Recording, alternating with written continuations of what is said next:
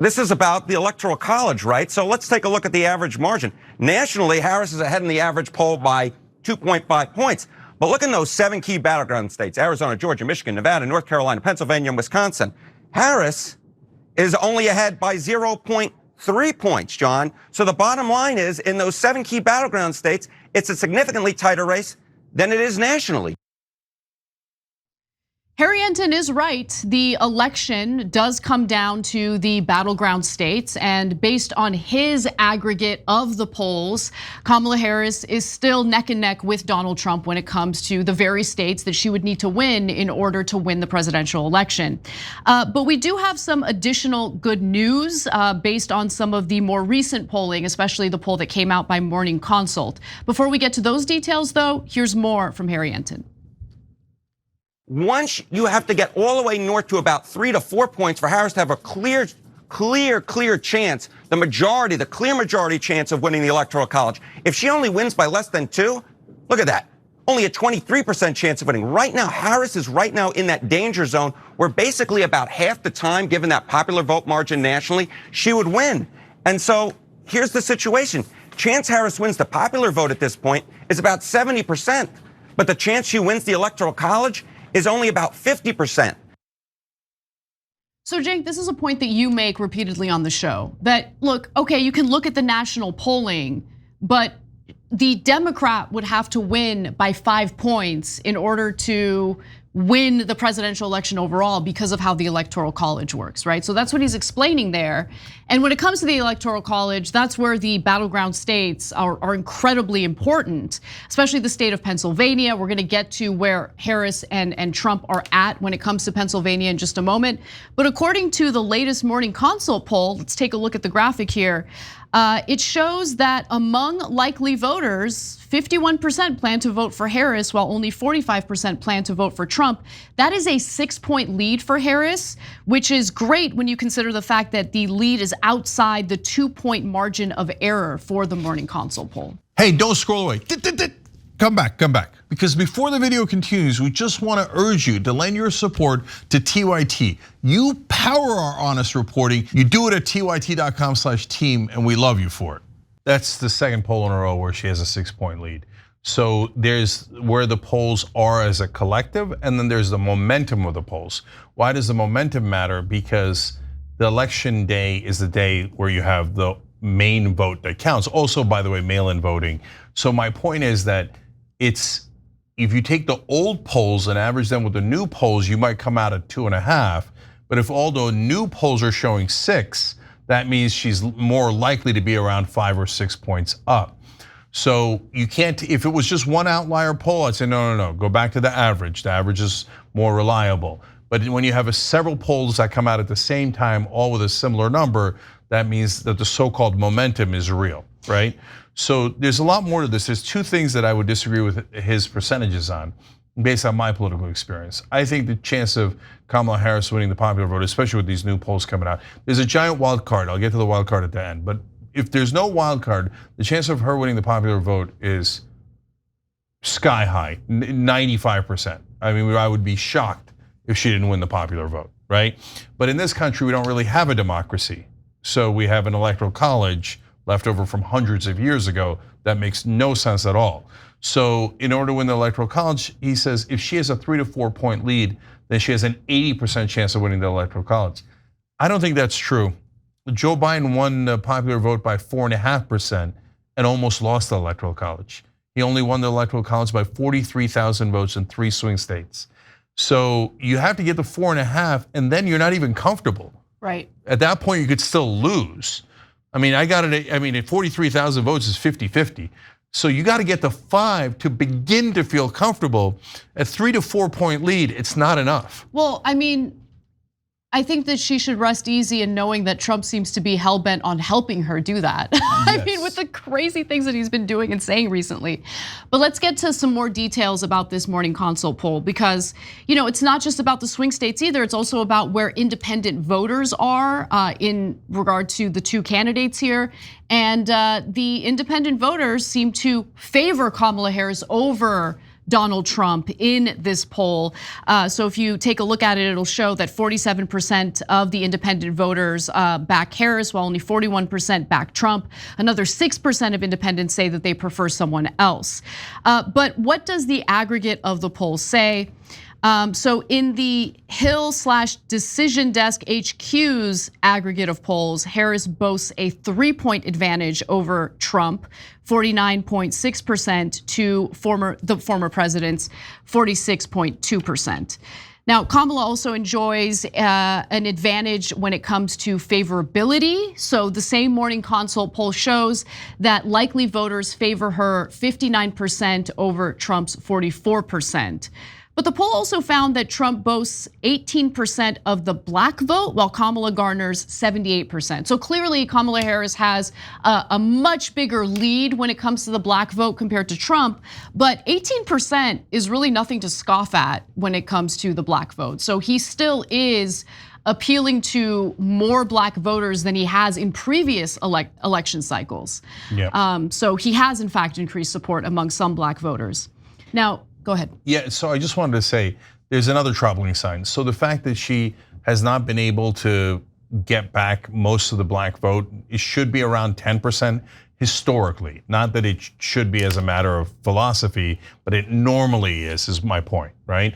So Trump is still doing better with black voters than the Republicans have historically, but she has improved it a little bit since entering the race as opposed to Biden, right?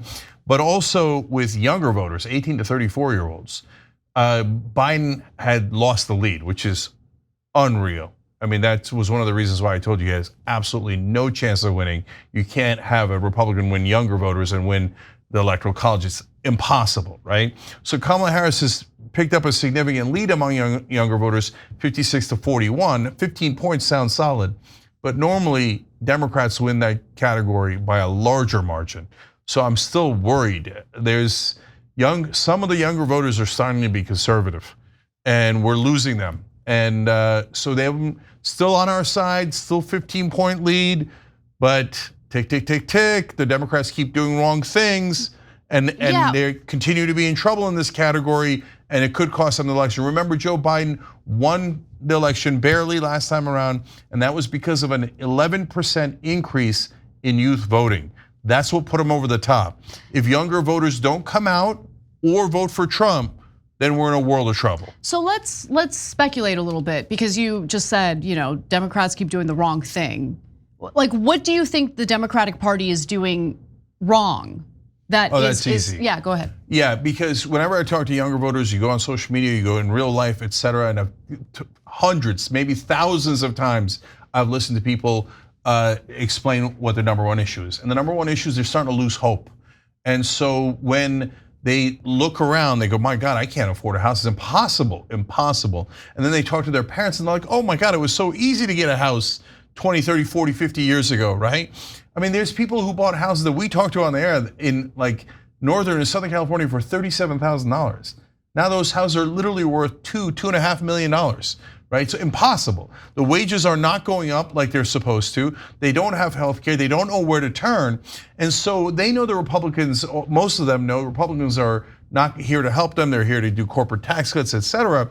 But when they turn to the Democrats and dare to have a little bit of hope, the Democrats let them down every single time. They never do anything about those core issues. They just give them a lot of false promises. And then they rub it in their face, and national media helps them do this afterwards. And when they go, Biden was Franklin Roosevelt. He gave you guys so much. Oh my God, how can you not be thankful for all the things that Biden has given you?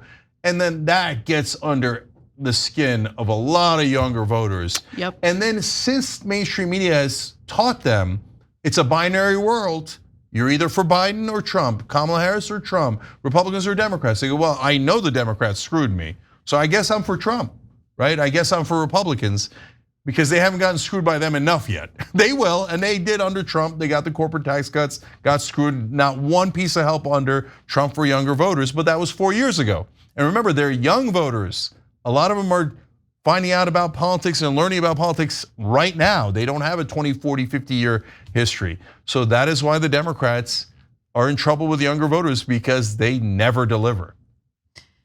Yeah. Okay, so I want to go to the swing states real quick. So by the way, I agree with everything that you just said.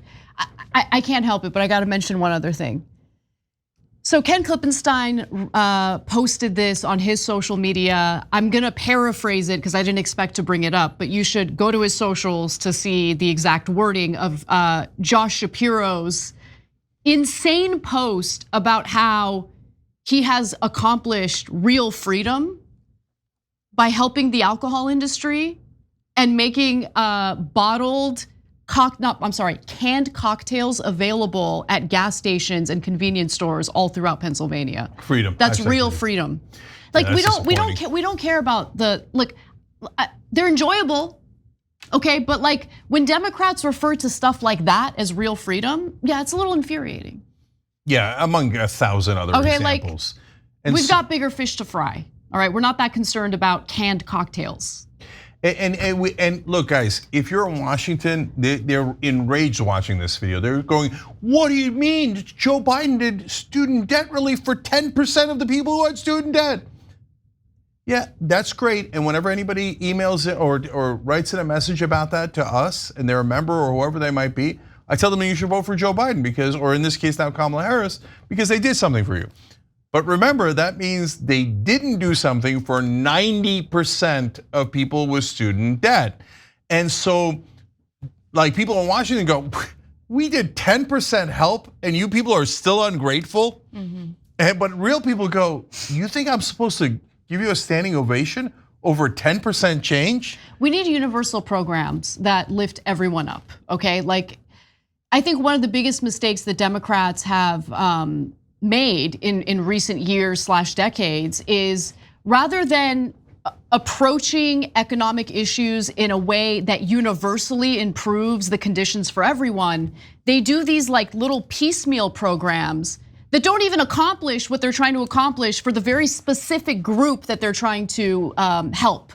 And so universal programs are usually harder to repeal. They enjoy more popularity because everyone benefits from it. Like, anyway, so Social I think Security, Medicare. Exactly. All those things that are intensely popular that were done by Democrats, by the way, back when they were the actual Democratic Party. Right. It's like when the Republicans say they're the party of Lincoln. Brother, that was a long time ago and you guys flip-flopped on that. And the same thing with the Democrats. We're the party of FDR. Are you? Because you haven't been in a long, long time. Yeah, and I think people are realizing that, and you hear a lot of talk about the parties realigning and how, the Republican Party is more representative of the working class. And when you look at the demographics voting for Republicans versus Democrats, it is true that working class Americans are more likely to vote for Republicans now, but while they might use populist rhetoric, you also have to dig a little deeper and see what they actually do. What are their policies? And their policies usually, center on things like additional tax cuts for corporations and more deregulation, which I don't know if you guys have noticed, there's a lot of food recalls happening because of the lack of regulations in our food industry. So I don't know when the next listeria outbreak is gonna happen, but probably next week. So deregulation makes sense in some cases for sure, don't get me wrong. But there are important regulations pertaining to the food we eat, the air we breathe, the water we drink, that Republicans are far too happy to repeal or get rid of. Yeah, I'm gonna do one pet peeve and then the caveat I promised you guys for Kamala Harris now leading significantly. So despite the problems that we were just talking about. So one is that, remember when I was telling you a year ago that, hey, you gotta have a 4 to 5 point lead nationally in order to win the Electoral College? And no one in mainstream media was talking about it. And they were all saying like, oh, Joe Biden is leading by 1, losing by 1, losing by 3, not that big a deal. No one said that he had to win by 3 to 5 points, right? Now that Biden is conveniently out of the way, national media just realized, oh, it turns out the Democrat has to win by 3 to 5 points. And then why? Because now you gotta get people out to vote. So now remind them that it's 3 to 5 points you gotta win by. Yeah. Before you wanna keep Biden in the race, shh, don't tell anyone 3 to 5. It's not that there's a memo written, it's groupthink. They all think the same way. Don't insult people in power, don't insult Biden. Corporate politicians are awesome, etc. Now the important caveat. If a war breaks out, which looks imminent in the Middle East, Israel with a very aggressive strike in Lebanon today that is definitely going to get a counterstrike. Every American security official is saying it has left Hezbollah with no choice but a significant retaliatory strike. If that happens, all bets are off. You have no idea what's going to happen. Kamala Harris could even lose the popular vote. Or she might win by more. I have no idea, and no one does, because that will mix up this entire race completely. We'll just redo the jigsaw puzzle.